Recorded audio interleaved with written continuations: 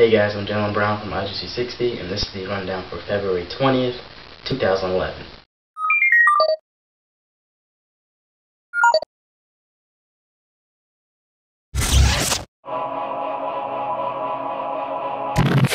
Hey everybody, like I said in the last clip, I'm Jaelen Brown, and today's first story is about the March 2nd iPad 2 event. So Apple recently announced that there will be a iPad 2 event on March 2nd. So what we will be expecting to see at this event is probably, well, of course the iPad 2, but features-wise, we're probably going to be seeing a front-facing camera, and it's a really good chance of seeing a back-facing camera as well. So that means pretty much a given of FaceTime, and you can really see all the other features in the last episode of the rundown, because I went over this before previously. So if you want to see what the features of the iPad 2 could hold, go back and check out previous episodes of the rundown. But March 2nd should be a pretty big day for iPad users, and it'll probably rake in a bunch of new iPad users. So once March 2nd comes, IG360 will be holding a live Twitter feed of what's going on and what's coming out. So follow IG360 on Twitter.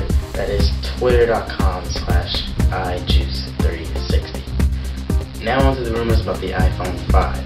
Now there's been a lot of odd rumors about the iPhone 5, but I think the two most obvious ones are a faster processor and some type of secondary iPhone model. Now a lot of rumors are a iPhone Nano, so that would be like the entry-level iPhone, or literally the entry-level iOS device. So we could be seeing an iPhone Nano, which would literally be just a smaller iPhone. But the thing that makes this really unique is that there will probably be very little storage on the device, or there will be no storage at all, and it'll just stream all your media out of the cloud. Now the cloud will probably be something like the data center that Apple has in Carolinas, or something like MobileMe. They could make MobileMe totally free.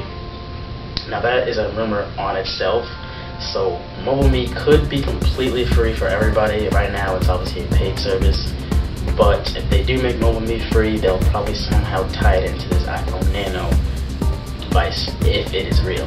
Now, the other side of this is Apple might not make an iPhone Nano, is to make a bigger screened iPhone.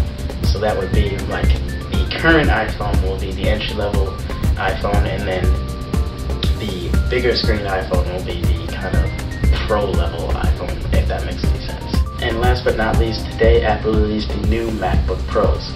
Now the MacBook Pro has been begging for a new update, and it's sure got a really nice one. Design-wise, there hasn't been much of any changes, but the interior is now packing a huge punch. The new MacBook Pros have the i5 and i7 Intel processors, and to the dual processors now, you have the AMD Radeon graphics processor. So anytime using a graphics-heavy application, you would switch over to this AMD Radeon processor. Basically, it's really automatic. You obviously don't have to change it, and that would be a real pain. So this is going to be a real smooth transition. Really awesome graphics coming out of this thing. Now there's also HD 720p FaceTime calls. So from the MacBook Pro, you can make 720p FaceTime calls to other MacBook Pros, new MacBook Pros that is. Then there's a Thunderbolt port. Basically, it's the next edition of FireWire almost. It sits right between the USB ports and the FireWire port. It allows speeds of up to 12 times faster than FireWire and 20 times faster than USB 2.0. So it's kind of like Apple's way of saying screw USB 3.0 and kind of making their own port, which is Thunderbolt. They will be allowing adapters like HDMI, so you can plug in your TV and have full HD display. Basically display your MacBook Pro's display in full HD. They'll have all different types of adapters to hook up to VGA, so that you can have a second display at, the stunning picture. So the Thunderbolt port is basically going to pack in speed and amazing picture. And what would a new notebook be like without a better battery? The new MacBook Pros pack in a 7-hour battery life with just one charge. Now the new MacBook Pros start at a little over $1,000, about $1,200 I believe. So I think it's a pretty good price. That's the entry level, I think 13-inch starts out at. So you can check out the MacBook Pro on Apple's website to get all the details.